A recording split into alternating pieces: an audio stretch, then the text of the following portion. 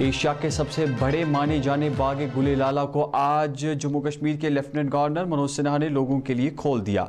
तफसीलात के मुताबिक इस साल बाग में फंवारे और झरने भी देखे गए हैं। बाग में फूलों की दिलकश और नई वैरायटियां भी शामिल की गई है, जो देखने वालों की आंखों के सामने एक दिलकश मंजर पेश कर रही है। बाग तक लोगों की आमद को आसान और यकीनी बनाने के लिए ट्रैफिक महकमे ने बुलवार्ड रोड पर ट्रैफिक की नकलो हमल के लिए इंतजाम भी किए हैं।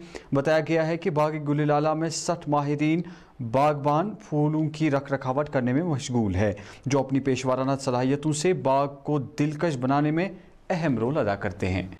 एजुकेशन हो, मैं उम्मीद करता हूं कि जल्द ही उसके परिणाम जमीन पर हमें दिखाई पड़ेंगे। सभी सम्मानित उद्योगपति जो वहां थे उत्साह से भरे थे। जम्मू कश्मीर की विकास यात्रा में भागीदार बनने के लिए हमसे ज्यादा उत्सुक थे। ये सच है कि जम्मू कश्मीर की पुरानी पीढ़ी ने बिल्कुल एक अलग माहौल देखा था। इसलिए आज जब नई पीढ़ी और पुरानी पीढ़ी एक साथ बैठती है तो वर्तमान से तुलना होती है। यह हकीकत है कि पुरानी पीढ़ी ने पिछले 3 वर्षों में सामाजिक आर्थिक जीवन में ऐसा बदलाव शायद नहीं देखा होगा, शायद कुछ लोगों ने कल्पना भी नहीं की होगी। ये मात्र समय का बदलाव नहीं है दोस्तों, बल्कि ये प्रधानमंत्री जी के नेतृत्व, मार्गदर्शन और जम्मू कश्मीर की आवाम के प्रयास, साहस और महत्वाकांक्षाओं की वजह से संभव हुआ है। 70 सालों में देश के बीमारू प्रदेशों ने भी विकास के रास्ते तलाश किए थे, लेकिन राष्ट्र का मुकुटमणि जम्मू कश्मीर पीछे छूट गया था। आज मैं कह सकता हूं, माननीय प्रधानमंत्री जी ने मात्र 3 वर्षों में जम्मू कश्मीर की तस्वीर और तकदीर दोनों बदलने का काम किया है।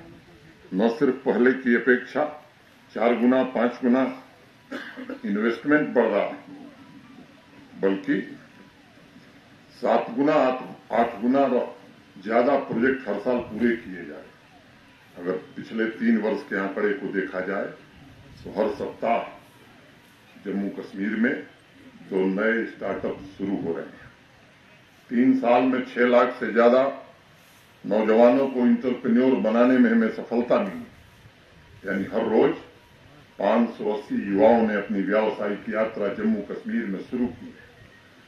हमारे पास नई इंडस्ट्री लगाने के लिए देश विदेश से जितने एप्लीकेशंस आ रहे हैं, अगर उनका संक्षेप में मैं विवरण आपके सामने रखूं तो कोई ऐसा दिन नहीं है रविवार को भी 7-8 प्रार्थना पत्र, 7-8 एप्लीकेशन हमारे पास प्राप्त हो रही है। इस साल फरवरी तक 50 से ज्यादा इंडस्ट्रियल यूनिट ने अपना ऑपरेशन शुरू कर दिया है और लगाते वक्त बड़ी संवेदनशीलता के साथ इस बात का ध्यान रखा गया है कि आम आदमी को कोई तकलीफ न हो। और देश में सबसे कम प्रॉपर्टी टैक्स जम्मू कश्मीर में ही लगाया गया है। अगर मैं आसपास के प्रदेशों के शहरों से तुलना करता हूं, मैं दिल्ली, मुंबई, चंडीगढ़ से नहीं, मैं शिमला, अंबाला और देहरादून से तुलना करता हूं, तो उनकी तुलना में अगर वहां 100 रुपया टैक्स लगता है तो हमने 10 रुपया लगाया, 1/10। कुल शहरों में आवासीय जो भवन है, रेजिडेंशियल जो प्रॉपर्टीज है, उनकी संख्या 5,20,000 है, 5,20,000। उसमें 2,06,000 ऐसी प्रॉपर्टीज हैं जो 1,000 स्क्वायर फुट से कम हैं, जिन पर कोई टैक्स नहीं लगाया गया है। मैं दोहराना चाहता हूं, 5,20,000 में 2,06,000 पर कोई टैक्स नहीं, माने 40% ऐसे लोग हैं जिनको कोई टैक्स नहीं देना है। दूसरी कैटेगरी है 1,000 से 1,500 square foot, 1,000 to 1,500 square foot. उस पर अधिकतम एक साल में, पूरे वर्ष में 1,000 का टैक्स देना है, पूरे वर्ष भर में 1,000, और वो भी जम्मू और श्रीनगर के कुछ खास इलाकों में। अगर मैं बात करूं बारामूला की, अनंतनाग की, उधमपुर की या बाकी शहरों की, तो वो अधिकतम 700 आने वाला है।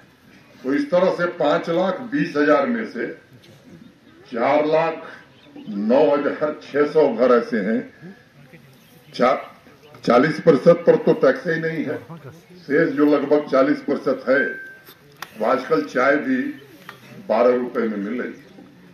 अगर 3 चाय पीते हैं एक सप्ताह, केवल 2 पिए तो टैक्स से ज्यादा बचत हो जाएगी। सरकारी सेवा से इसलिए निकाले गए कि वो आतंकवादी गतिविधियों में लिप्त थे, राष्ट्र विरोधी गतिविधियों में लिप्त थे। जिन लोगों ने 1.5 लाख लोगों को बैकडोर से भर्ती कर दिया, कभी योग्यता का ध्यान नहीं रखा, उनको कोई नैतिक हक नहीं है प्रश्न उठाने का, सवाल पूछने का। वो अपने गिरेबान में झांके। मैं इस बात का पूरी जिम्मेदारी से भरोसा देता हूं। मैं जानता हूं खोमचा लगाने वाले लोगों के बच्चे भी आज अधिकारी बन रहे हैं। एक बच्ची मुझसे मिलने आई थी, मिठाई लेकर मेरे दरवाजे पर खड़ी थी। उसने कहा कि मेरा बाप ठेला लगाता है, सब्जी बेचता है। मेरी 7 पीढ़ी ने नहीं सोचा था कि जम्मू कश्मीर प्रशासन में हमें सरकारी नौकरी मिलेगी।